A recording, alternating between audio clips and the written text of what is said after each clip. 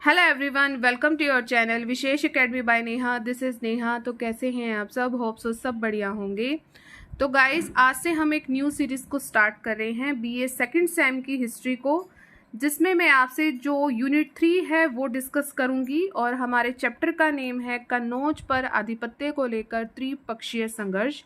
बहुत ही important chapter है ये आपके लिए, तो इसकी अलग से प्लेलिस्ट बन जाएगी बीए सेकंड सेम के विद्यार्थियों के लिए।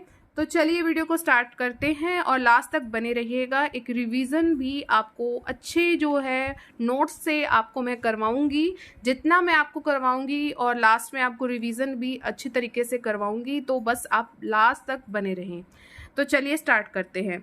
कन्नौज पर आधिपत्य को लेकर त्रिपक्षीय संघर्ष किन किन के बीच में होता है, ये क्या है, और कन्नौज के बारे में मैं आपको थोड़ा सा बता देती हूँ कि जैसे आपको पता है कि जब हर्षवर्धन की मृत्यु हो जाती है तो कन्नौज जो है उसकी राजधानी होती है। और जैसे ही हर्षवर्धन की मृत्यु हो गई तो उसके बाद जो है इस कन्नौज को लेकर बहुत ज़्यादा संघर्ष शुरू हो जाता है, जिसमें हम सबसे पहले पढ़ेंगे प्रतिहारों को और उनके राजाओं को। तो आप देखोगे कि किस तरह एक कन्नौज को लेकर इतना बड़ा संघर्ष हो रहा है, क्योंकि वो बहुत ज़्यादा समृद्ध है।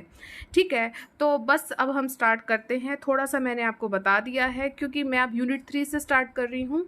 आपको फटाफट ये करवा के यूनिट 2 भी मैं आपको कंप्लीट करवा दूंगी। चलिए, हर्ष की मृत्यु के बाद भारत की जो राजनीतिक एकता है वो बिल्कुल ही खत्म हो गई थी, और विशाल साम्राज्यों के स्थान पर अब क्या हो गए, छोटे छोटे राज्य, इन सब का जो है उदय हो गया। और इस युग में भारत के राजनीतिक इतिहास में एक ऐसी प्रवृत्ति का उदय हुआ जो विभिन्न रूपों में आगामी ईस्वी शताब्दियों तक जो है हावी रही।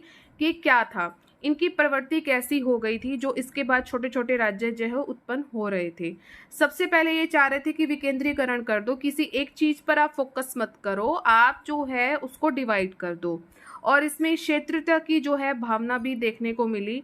लगभग कहाँ कहाँ मिली है, अरबों ने जो करा है उत्तर पश्चिमी भारत पर इन्होंने अटैक किया, और वहाँ की जो उनकी राजनीतिक अस्थिरता है और उसको अस्थिर बनाने का और ज़्यादा जो है प्रयास किया। सबसे ज़्यादा किसने किया है? अरबों ने। इसी समय जब अरब ये वाले काम कर रहे थे, अरब ये वाले काम कर रहे थे, तो इसी समय जो है राजपूतों का उत्तर पश्चिमी भारत में एक राजनीतिक शक्ति के रूप में है जो इस समय उदय हुआ था। देखिए, अरब तो है जो उत्तर पश्चिमी भारत पर अटैक कर रहे थे, ठीक है, यहाँ पर वो अटैक कर रहे थे, लेकिन जो राजपूत हैं वो उनकी शक्ति को जो है एक नई शक्ति के रूप में जो है ये उभर कर आ रहे थे। परंतु क्या हुआ कि जो राजपूत शासक है उनकी जो अभिमान की भावना ने उन्हें व्यक्तिवादी बना दिया।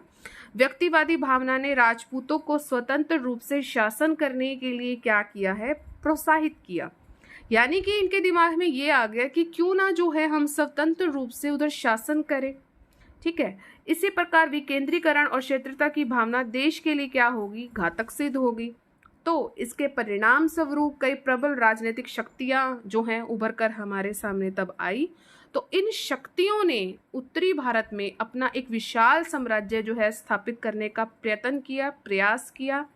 तो भारत में इस युग में उभरने वाली जो है 3 प्रमुख शक्तियां, राजनीतिक शक्तियां, ये उभर कर आई। सबसे पहले जो थी वो थी आपकी गुर्जर प्रतिहार, सेकंड जो थी आपकी पाल वंश था, और थर्ड जो था आपका राष्ट्रकूट था। तो इन तीनों ने ही लंबे टाइम तक जो है यहाँ पर भारत में शासन किया, और इन तीनों का जो अधिकांश समय है अपनी अपनी सीमाओं को बढ़ाने के लिए ही लगा रहा। यानी कि तीनों ये सोच रहे थे कैसे हम साम्राज्यवाद नीति को अपनाएं और अपनी सीमाओं को बढ़ाएं। तो गंगा यमुना के समृद्ध क्षेत्र को इन्होंने हड़पने के लिए सबसे पहले जो उत्तरी भारत के जो राजनीतिक केंद्र था कन्नौज, जो कि हर्षवर्धन की राजधानी थी, इस पर नियंत्रण कायम करने में भी ही व्यतीत हो गया। यानी कि जो ये तीनों शक्तियां हैं, कौन कौन सी हैं शक्तियां? गुर्जर प्रतिहार है, ठीक है, पाल वंश हो गया, और राष्ट्रकूट वंश हो गया। समझिए बात को, गुर्जर प्रतिहार, पाल वंश और राष्ट्रकूट। तो ये तीनों की तीनों शक्तियां क्या चाहती थी? ये चाहती थी कि हम जो है कन्नौज पर नियंत्रण करें, और इन तीनों को बहुत ज़्यादा समय लग गया इन तीनों पर नियंत्रण करने, कन्नौज पर नियंत्रण करने में। ठीक है, इन तीनों शक्तियों का उद्देश्य क्या था? हर्ष की मृत्यु से उत्पन्न जो राजनीतिक शून्यता का लाभ उठाएं और उत्तरी भारत में जो है अपनी सर्वस्वता को हम स्थापित करें। और इस काल की जो प्रमुख राजनीतिक शक्तियां हैं उनकी हम जो है अब चर्चा करेंगे। तो उम्मीद है कि आपको ये पता लग गया हो कि हमें चैप्टर में पढ़ना क्या है। यानी कि जो तीन शक्तियां हैं ये कन्नौज पर अपना अधिकार स्थापित करना चाहती हैं। और ज़्यादा जो संघर्ष तीनों का ही रहा है कि ज़्यादा समय इन्होंने कन्नौज पर ही अपना अधिकार करना चाहा, क्योंकि उनको पता था कि ये एक राजनीतिक केंद्र है। कौन? कन्नौज। और कन्नौज क्या था? किसकी राजधानी थी? हर्षवर्धन की राजधानी थी। जैसे ही उसकी मृत्यु हुई तो इनका टारगेट क्या बन गया था? कन्नौज बन गया था। तो मुझे उम्मीद है कि आपको जो है ये समझ आ गया होगा। अब बात करेंगे हम गुर्जर प्रतिहार की। गुर्जर प्रतिहार सबसे पहले हम पढ़ेंगे, क्योंकि मैंने अभी अभी आपको बताए हैं गुर्जर प्रतिहार, पाल वंश और राष्ट्रकूट। तो गुर्जर प्रतिहार कौन थे? तो ये प्रश्न बहुत ही विवादास्पद है। कुछ विद्वान इन्हें कहते हैं कि विदेशी हुणों के साथ आए थे और एक विदेशी इनको जाति मानते हैं। कुछ विद्वान ये मानते हैं कि जो गुर्जर प्रतिहार थे वो कौन थे? ये थे भारतीय थे। ठीक है। और डॉक्टर रमेश चंद्र मजूमदार का कथन है कि गुर्जर प्रतिहार शब्द का प्रयोग जो है गुर्जर देश के प्रतिहार या गुर्जर देश का राजा के अर्थ में हुआ है। कहीं कहीं ये व्यक्तिगत नाम के रूप में भी जो है इसका यूज हुआ है। अगर हम अभिलेखों की बात करें तो उसमें ये चीज कहा गई है कि ये लोग ब्राह्मण थे तो ये बाद में क्या बन गए? क्षत्रिय बन गए। और कहते हैं कि भाई गुर्जर प्रतिहारों की कितनी शाखाएं थी? 3 शाखाएं थी, जो कि पहली है भृगु कच्छ नानंदीपुरी, ये है भड़ोच में।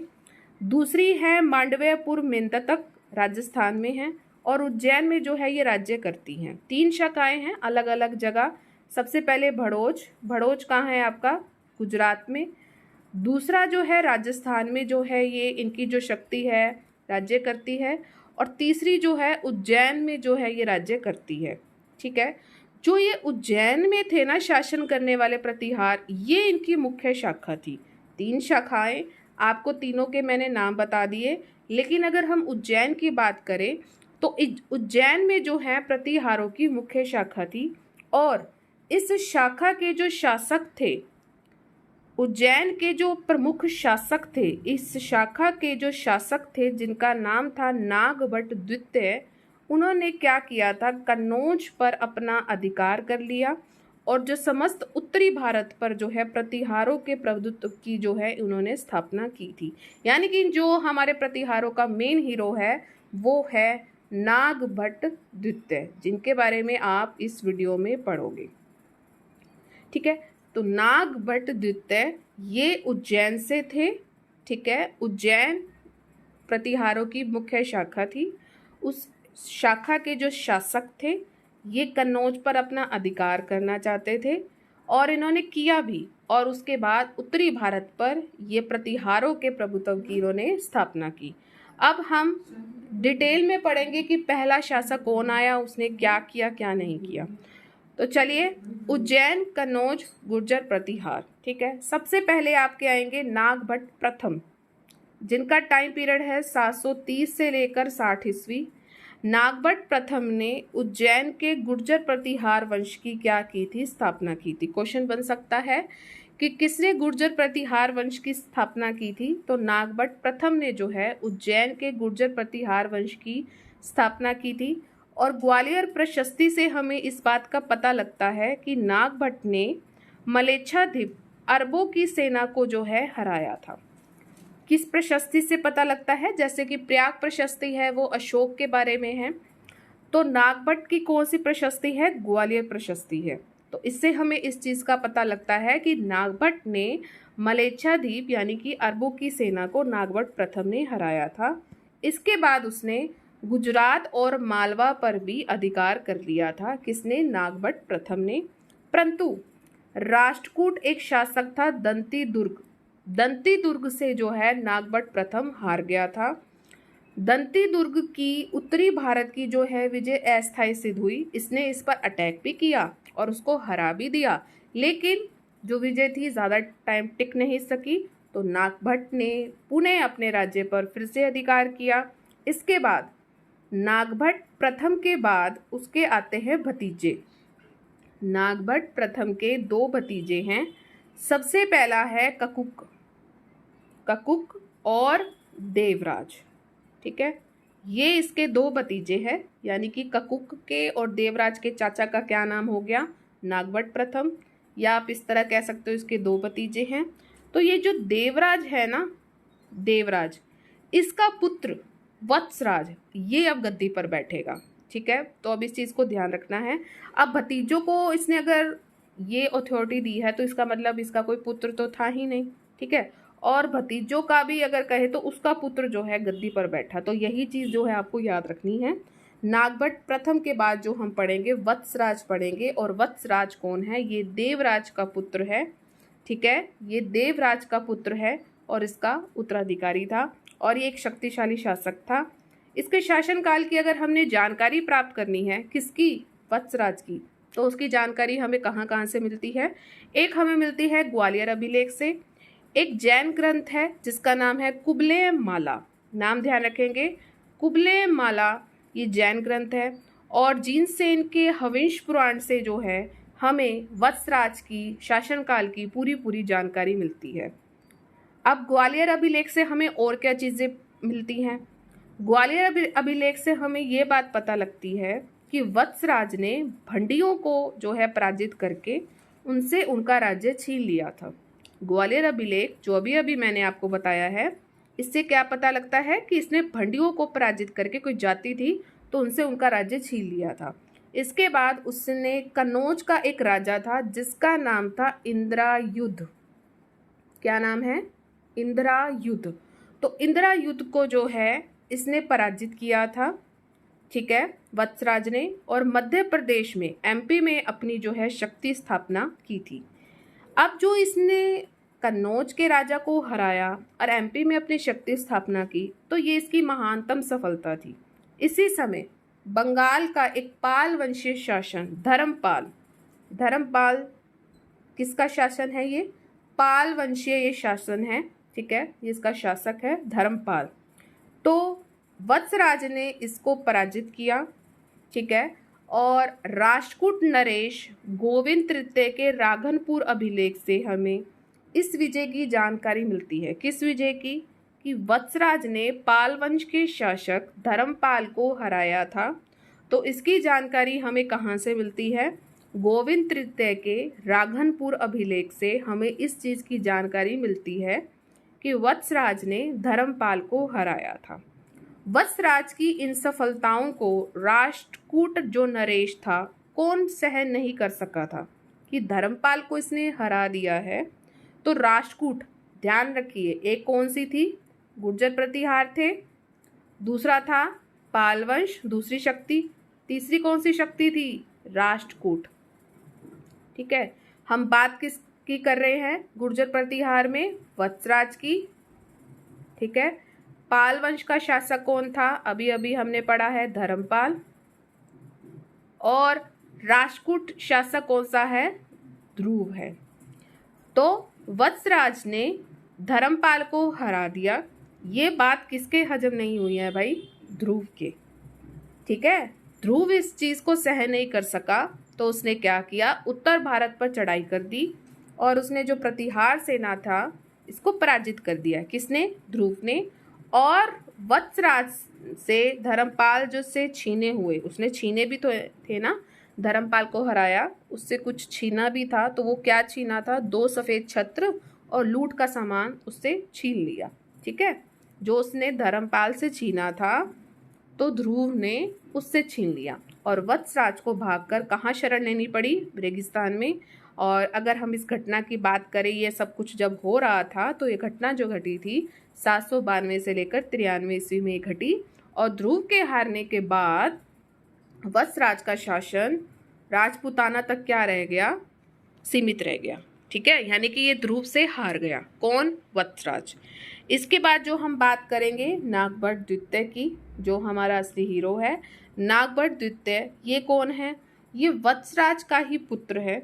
जब इसकी वत्सराज जो ध्रुव से हार गया था, इसी का ही पुत्र है नागभट्ट द्वितीय, ये शासक बना।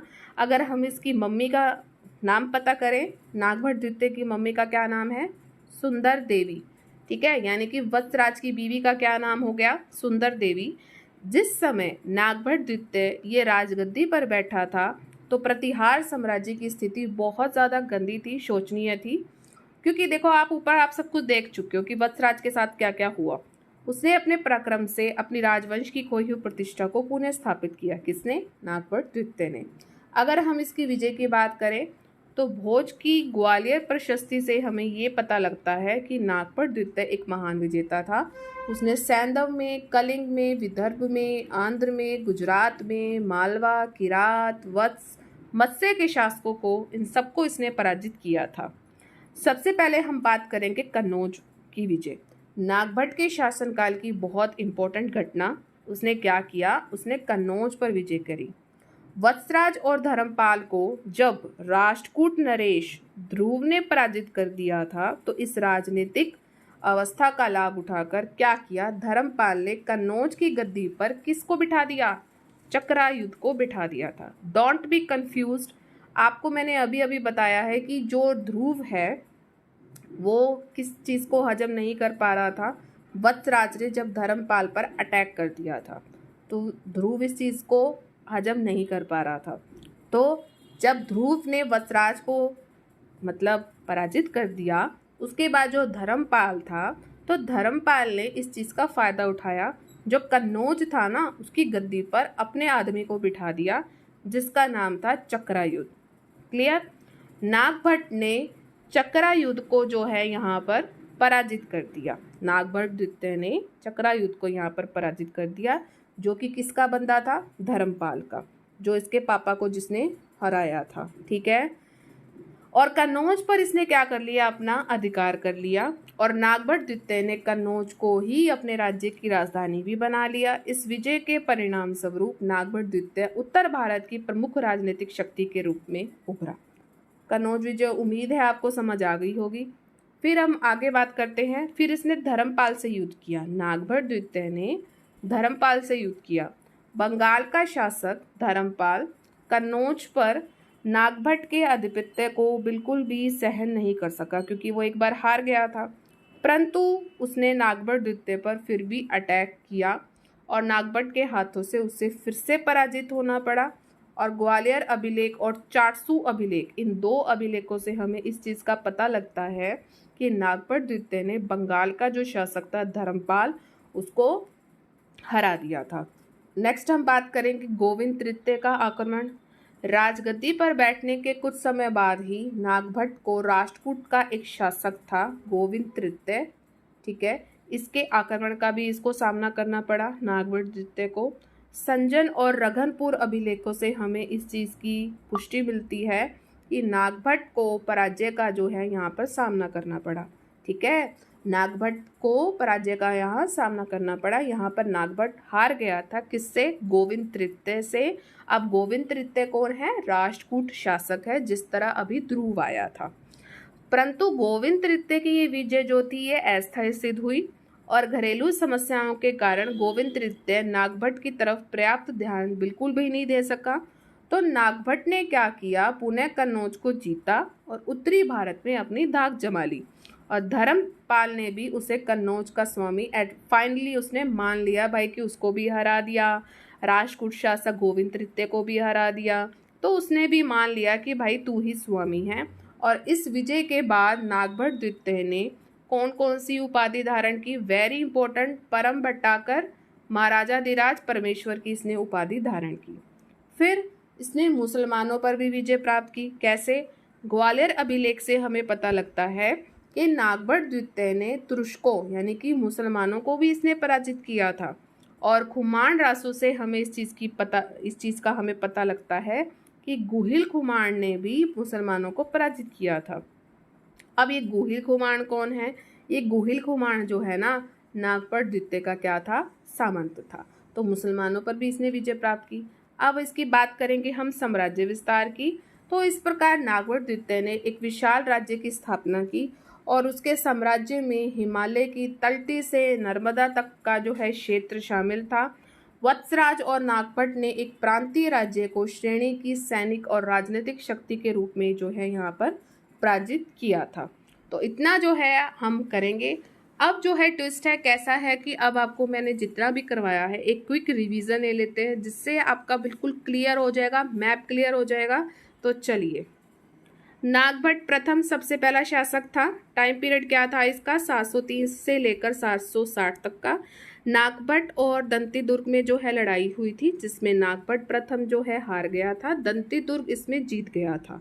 लेकिन दंती दुर्ग ने इसकी तरफ ध्यान नहीं दे सका, तो नागभट्ट ने फिर से जो है राज्य पर अपना अधिकार कर लिया। इसके बाद नागभट्ट प्रथम के जो है भतीजे आए थे, कौन से? ककुक और देवराज। देवराज का जो पुत्र था वो था वत्सराज। अगर इसके टाइम पीरियड की बात करते हैं तो 783 से 800 ईस्वी तक का टाइम पीरियड था। अब वत्सराज ने क्या क्या काम किया था? इसने भंडियों को पराजित किया था, उनसे राज्य भी छीना। कन्नौज का जो राजा था इंद्रायुध, याद करो अभी बताया है, उसको भी इसने पराजित किया। मध्य प्रदेश में इसने अपनी शक्ति स्थापना करी इसको पराजित करने के बाद। बंगाल का जो शासक था धर्मपाल, उसको भी इसने हरा दिया था। राजपूत नरेश, क्या नाम था उसका? ध्रुव। ध्रुव इस चीज को सहन नहीं कर सका, किस बात को? कि वत्सराज ने धर्मपाल को हरा दिया। तो ध्रुव जो है उसको पता नहीं क्या भड़क हुई, तो उसने भी प्रतिहार सेना को हरा दिया, आ गया, उसने चढ़ाई कर ली और वत्सराज से धर्मपाल से छीने हुए 2 सफेद छत्र और लूट का सामान उससे सारा छीन लिया और वत्सराज जो है फाइनली ध्रुव से हार गया। अब ये ध्रुव कौन था? राजपूत का नरेश था, यानी राजपूत शासक था। अब वत्सराज की मृत्यु हो गई, उसके बाद उसका पुत्र जो है गद्दी पर बैठा, जिसका नाम था नागभट्ट द्वितीय। ये है अपना असली हीरो। कन्नौज को इसने अपनी राजधानी बना लिया। धर्मपाल से इसने युद्ध किया, जिसमें वो धर्मपाल हार गया।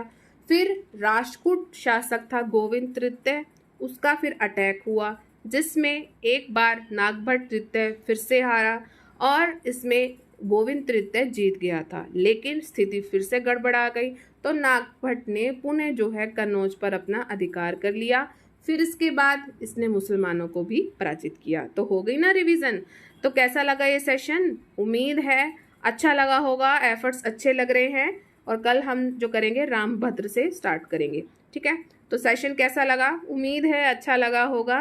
तो अब आप सब क्या करेंगे? मैक्सिमम आप लाइक करो, शेयर ज़रूर करके जाना। आपके जितने भी एजुकेशनल ग्रुप है वहाँ आप मैक्सिमम शेयर करो। सब्सक्राइब ज़रूर करो। रेड बटन ऑल पर ज़रूर क्लिक करो।